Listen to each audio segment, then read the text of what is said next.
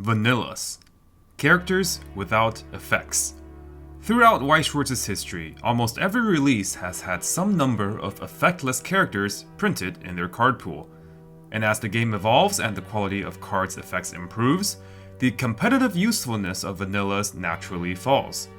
Why play 3000 power characters with no effects when we have bigger cards that also offer more utility or can even move across the stage? A level 1 5500 power vanilla when we have climax combos that generate advantage and also attack for a much higher power.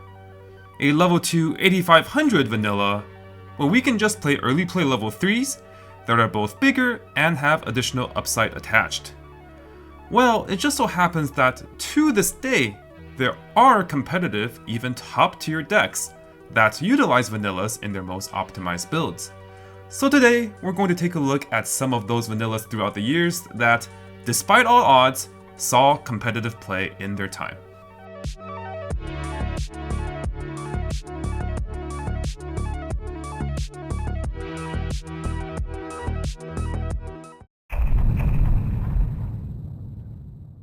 Our journey starts on February 25th, 2012. But we do need to go back a few more years prior to get the full picture. Weiss Schwarz released in 2008, and in the 4 years leading up to our aforementioned date, many sets did utilize vanillas in their decks, whether it was because of their traits, their color, or even their name. Back then, one had many justifiable reasons to play vanillas in their deck.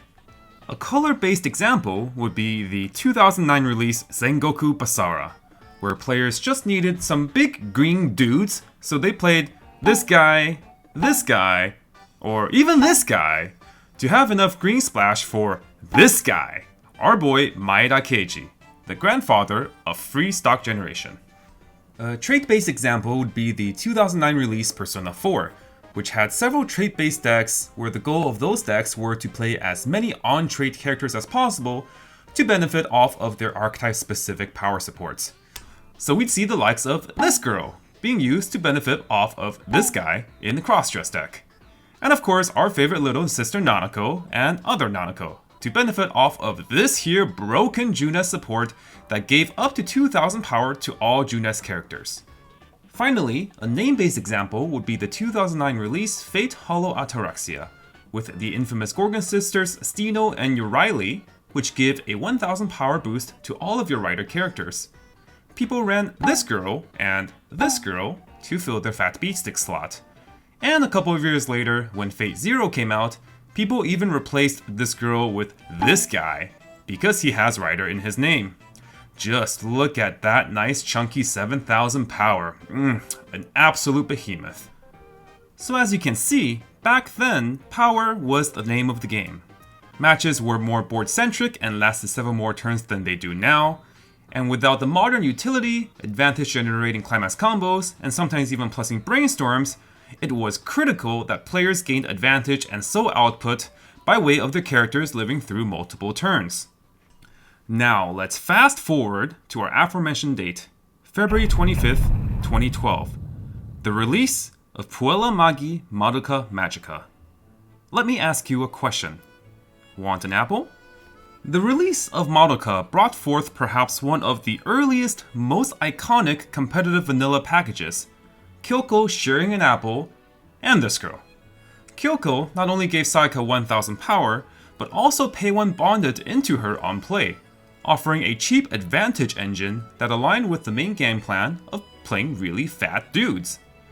Play a couple of Sayakas to reverse your opponent's level 0s, they then get reversed by your opponent's level 1s the next turn, and then you bond them back with your Kyokos, and now the Sayakas are back for revenge. The set was also blessed with not 1, but 2 plussing climax triggers, and also the Apple's engine allowed you to play these climaxes just for their extra power and so output, without worrying about bleeding out of hand due to a lack of hand advantage.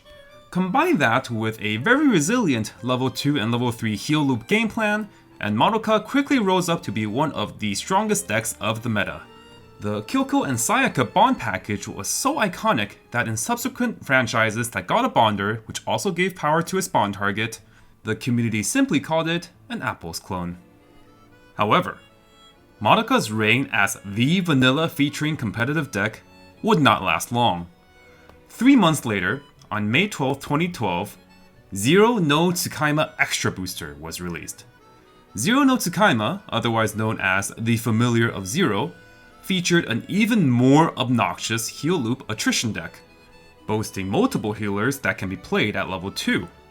One such healer is this early play Louise, whose condition for early play was to have 2 specific characters in level zone. One of them was a generic power booster. The other? This girl. Yes, that's right. We're not playing this card for her power alliance this time. We're playing her to just eat her to level. Despite that, it's not even a downside to be running this Louise Vanilla, as the set also features a name-specific power support, Louise's older sister Eleonore. Send one Louise to level, play whatever other copies you have onto the board, and let her fight for board dominance at level 1. Zero no Tsukaima would prove to be so competitively dominant that it was the most represented set at BCS Nationals 2012 and led to its quick inclusion on the subsequent August 2012 ban list. A brutal 3-choose-1 list where you could only choose one of the 3 cards to run in your deck, hitting the deck's absurd level 2 staying power, and the deck was no more. To my recollection, this was one of the last prominent competitive decks that featured a vanilla card for quite a while.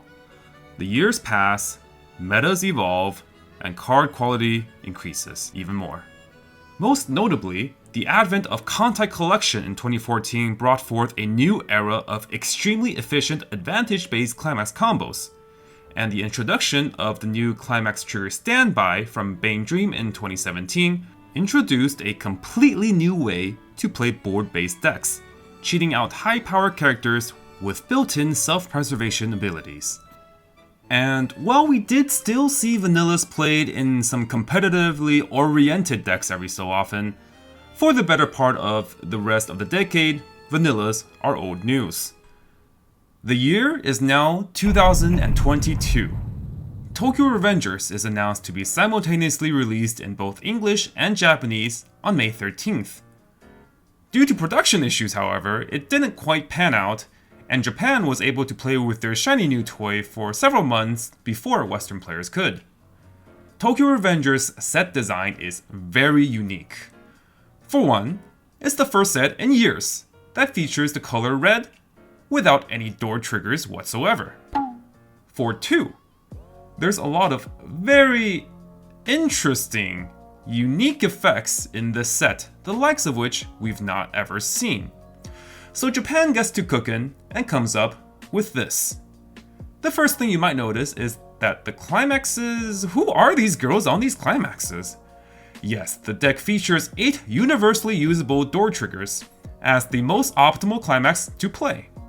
But if you look a bit closer, wait, is that a level 2 vanilla? That's right, competitive vanillas are back on the menu, boys. What we're looking at here is the winning deck list from the 2022 WGP Sendai Regional Block A tournament, featuring 4 copies of this guy, accompanied by his friend Peion. Peion is a level 1 Brainstormer, but instead of checking Climax's milled, he checks to see if any copies of his pal Pachin were milled. And if any were, you get to summon one out from Waiting Room immediately. Peion also had built-in insurance to shuffle 2 characters back into deck from Waiting Room on play, if the Pachins left the deck prematurely. And to top it all off, the huge cherry on top, each copy of Peion gives all copies of your Pachin 4,000 power. That unassuming 2-1 8500 fat middle school gangster? Yeah, he's 16,500 now. And there's 3 of them at level 1. Horrifying. Pachin Tokyo Revengers goes on to consistently perform in Japan for the next while, as no other deck in the meta could beat the sheer offensive and defensive wall that was this one chonky boy.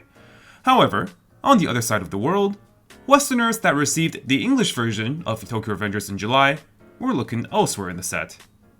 Meet Tokyo Revenger Dual Laners. Debuting at the English online tournament Bushiroad Rumble Online 2022, our very own Simu took this dual laner concept to a top 8 finish. The list is even more unique than the last, and the game plan unlike any other. Simply put, attack only twice per turn, but generate 6 stock per turn instead of 3.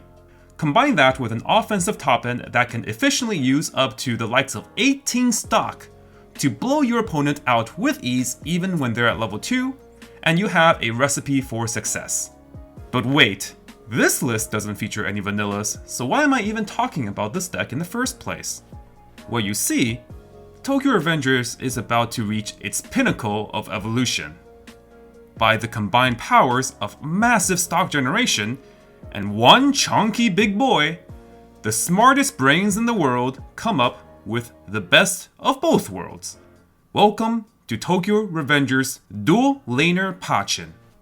Featuring the hyper-accelerated stock generation of the original Dual Laner deck, combined with the ability to immediately pivot into a completely board-based strategy with Pachin Payon, Dual Laner Pachin was the final step in Tokyo Revengers' months-long evolution. The concept of the deck is to shore up each build's weaknesses.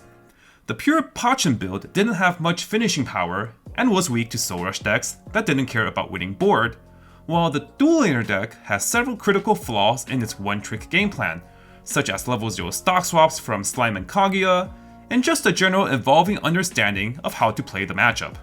By cutting out the fat from both builds and refining the deck to smoothly pivot from one game plan to another, Dual Laner Pachin saw immediate success with the World's qualifying second place finish from Simu at BCS Anaheim 2022 Regionals. Vanilla lovers are ecstatic. Finally, they said, some good effing food. But little did they know that in just a week's time from that Anaheim Regionals, a set would release that features a vanilla so notorious, so universally hated, it might just be the most iconic vanilla of all time.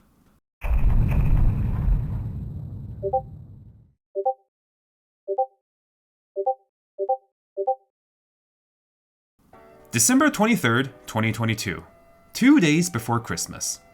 Collectors and players alike are foaming at their mouths at what might just be the set of the year, Azur Lane. Featuring big bodacious ships in many questionable poses, and a gargantuan 2,000 plus unique card list to build decks with, Azur Lane promises to be everything anyone could have ever asked for. And yet, very shortly after release, every player in the world realized that the first 8 slots in any Azur Lane deck would, always and forever, consist of 4 copies of this ship girl and this ship girl. Buzz and Woody, Batman and Robin, Kobe and Shaq, Fuso and Yamashiro. Don't let their cute and sexy demeanors fool you. These cat girls have claimed immeasurable numbers of Weiss players' lives worldwide. Free 2 to 3 soak rushers? Check. 4 to 5,000 power beaters? Check. Extremely consistent without needing any climax? Also check. Turn 1 of the game. Check, check, check, check. The ability for Fuso to discard a character from hand on play to summon a copy of Yamashiro from deck is, at this point, not a particularly interesting effect by itself. What pushes the package over the top, however, are the sensational effects that they are both granted as long as the pair is on the stage. Each copy of Fuso gives all copies of Yamashiro 1000 power and 1 soul, and as long as Yamashiro herself is on the stage, Fuso goes from 500 power to 3500 power and also 2 soul. Have enough Fusos and Yamashiros on board, and you have a damned if you cancel, damned if you don't situation. If they take a bunch of damage, you'll be in a damage lead for likely the rest of the game. If they cancel your attacks, they're still stuck at level 0 and have to deal with your huge beaters. Having 5k 3-soul beaters available starting at level 0 has never been this accessible, this risk-free before. It does not matter what climax lineup an Azur Lane player is playing. If you see any Azur Lane player in the wild, automatically assume that they're here to commit war crimes with these cats. Reports all over the world flood in. I lost to cats round 1. I had no agency. There was nothing I could do. Welcome to some of the most non-interactive, coin-flippy games in the history of Weiss Schwarz. Now, to pull things back into grounded reality a little bit, it turns out Azur Lane isn't actually a top-tier competitive set, and simply soul rushing even at level 0 isn't always going to win you the game. But that wasn't, and still isn't, going to stop its legion of fervent fans from bringing Azur Lane to your local shop tournament, or even to a regionals event, where it looks to crush the soul of a wise meister looking to make their run at top cut. 2023 rolls around, and nothing as groundbreaking as Azur Lane pops its head up. We do have a cute little 2-card package in the June 30th, 2023 release Musume set, allowing Musume players to forcibly clock themselves to the next level on demand, alongside offering a little hand-fixing for your troubles.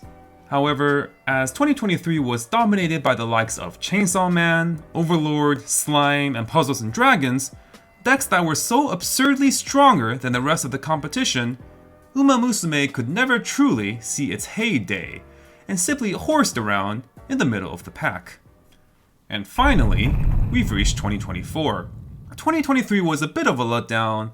Will we ever get to see the glory of a competitive vanilla deck again? It doesn't take long until the answer becomes clear.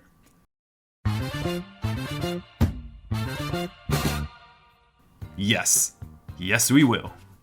See, it turns out that there's this series called Rascal Does Not Dream of Bunny Girl Senpai that received its first set in 2019. Set 2 came out in 2020, but was of little influence to the meta. However, everything changed when Set 3 released on March 15th, 2023. Bunny Girl lovers finally got what they wanted after 4 years. A much better level 0 game, an actual tap self-salvage brainstorm, and most importantly, a really, really good finisher. So good in fact, that the entire deck's construction and game plan is warped around getting the prerequisites to use this new My finisher. However, it's no walk in the park. She asks for 4 different cards in your memory with different names to maximize her offensive potential, and the majority of those memory cards require stock to go to memory. Alongside the usual stock spending that happens every game, like brainstorming and searching, and this deck becomes quite stock hungry, especially if the game's pace goes too fast. But wait! Don't we have 2 other sets worth of releases to draw from? Players ask themselves. And the answer lied in these 2 cards released all the way back in 2019. This guy, and this girl. Sakuta has the effect of simply sending the Futaba from waiting room to stock on play. All stock problems? Immaculately solved. My finisher? Extremely consistent to pull off. And Bunny Girl? Immediately top tier.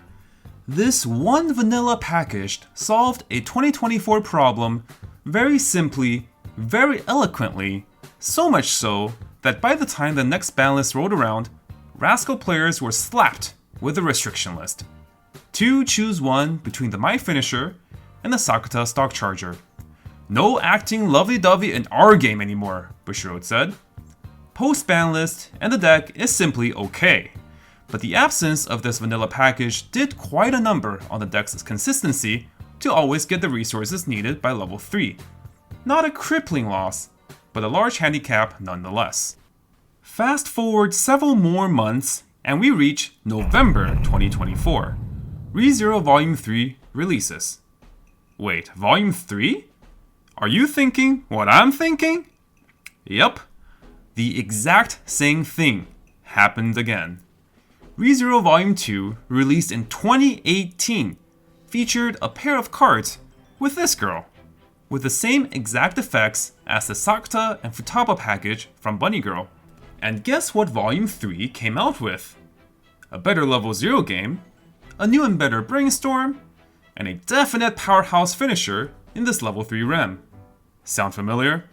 Well, you'll never guess what players need to play this new rem finisher. That's right, a lot of stock. Players scramble to find these €6 commons in their closets, and those that don't have them resort to paying huge sums of money for a playset of these Emilia commons. And those with the power, they start winning big tournaments. and we've finally arrived at present day. As of the recording of this video, Rezero is still evolving, but there is no doubt that the presence of the Emilius Dark Charge vanilla package is a game changer for Rezero players, and only time will tell of its true competitive strength against its competition. There are countless more interactions between vanillas and their support that I have not brought up. But hopefully this video gave you guys a little bit of history on the game, how the game has evolved over the years, and how the role of vanilla cards has shifted alongside the passage of time. If you guys are interested in more of this sort of content, let me know in the comments, and until next time, this has been Mike on the Tressa's Collectibles channel, and I'll see you guys in the next one.